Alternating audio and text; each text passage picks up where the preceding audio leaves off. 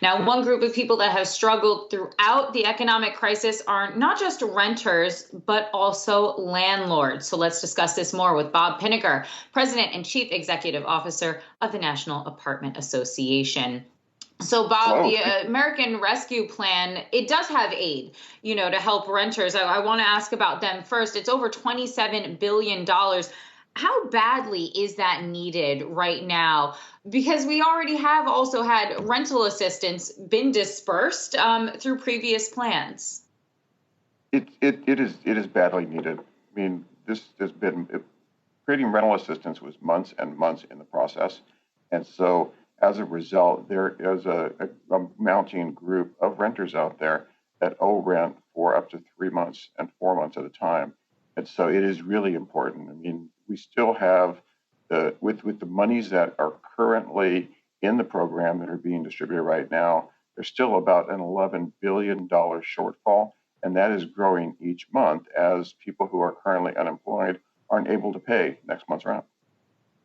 Now, of course, a lot of the focus has been on those renters, but obviously if renters are not paying their rent, that means, of course, that landlords are also struggling. And I don't think that we've talked enough about that. So I also want to throw that same question to you on the flip side. How much are landlords right now struggling? I know that there's been a new study that you guys have that shows that a lot of the landlords are not these big companies. They are regular mom and pops that have an extra house or an extra unit that they've been renting out for income as well. No, it's true. Over half of the nation's rental housing supply are the individual mom and pop owners who bought a home or have a duplex or a triplex. And those are the people who are really suffering because often they didn't have the reserves to be able to try to survive a 12-month-long pandemic with extended periods of rent not being paid.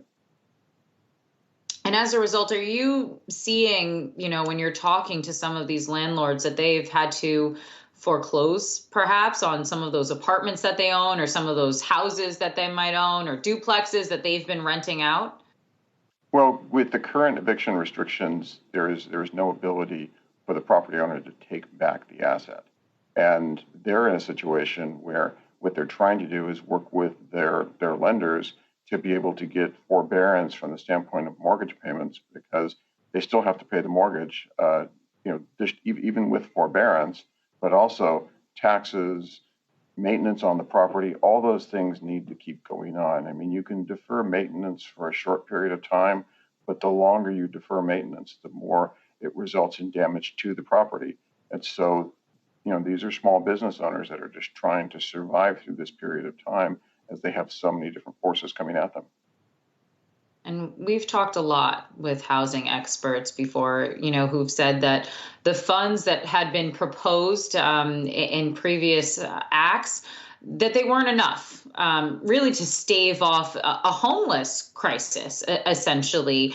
I'm wondering if the funds that we're getting here from this American Rescue Plan, do you perceive it as enough or do you think that more needs to be handed out as well? It's a good down payment, but it's not nearly enough. And one of my concerns is as we get to a point in time that this doesn't have the political will to really help residents and help the property owners, and we end up with a loss of the nation's housing stock. That would be truly a big blow to our renting population and to the economic viability of many parts of the country. I want to dive into that in just a moment about that housing stock. But I do want to go back to if $27.4 billion, that was the total that had been given in this American Rescue Plan. If that's a down payment, then what should that total figure be? Well, according to Moody's.com, they're estimating that it's about $57.3 billion. There was another group that came out and said it was closer to $60 billion. But this is a moving number because every month that goes by that we don't have the economic recovery, it's going to continue to grow. So, that's why the need for continued assistance, if in the form of stimulus, but also to get the economy back up and running again so we get people back to work. At this point, we have 18 million people who are unemployed, and a good percentage of those are people who are in service sectors who are in rental housing. And the sooner we can get the economy back up and running and successful with the vaccine, the the quicker we're going to be able to put this behind us. My concern is we need to have the aid now to be able to survive this process. Is it all just down to money, that, more money, that over 50 billion figure that you just cited would be enough to help, or are there also improvements, efficiencies that can also be made? Because I feel as if we've routinely talked about how, for example, the PPP program did not go to everyone that needed it. It didn't help as many folks as it should have. So what improvements can at least be made in terms of the funds that are being doled out to renters and also to landlords? Well, when these programs were created, every state was going to receive money. And then any jurisdiction with a population with more than 200,000 people also had the possibility to receive money for their particular jurisdiction. Last I saw, we had about 690 different jurisdictions all working on some sort of program to give money out to renters, but they're all different. And so in a state like Virginia, where they've centralized the program and they're working with the industry, and so the resident themselves can apply, or the property owner with the written authorization of the resident can apply for them. They've made the forms very easy and very straightforward, and they're also allowing for communication back and forth so people know what the status is. And they also have the ability to pick up a phone and call somebody and talk to them. We're not seeing that consistently across the board.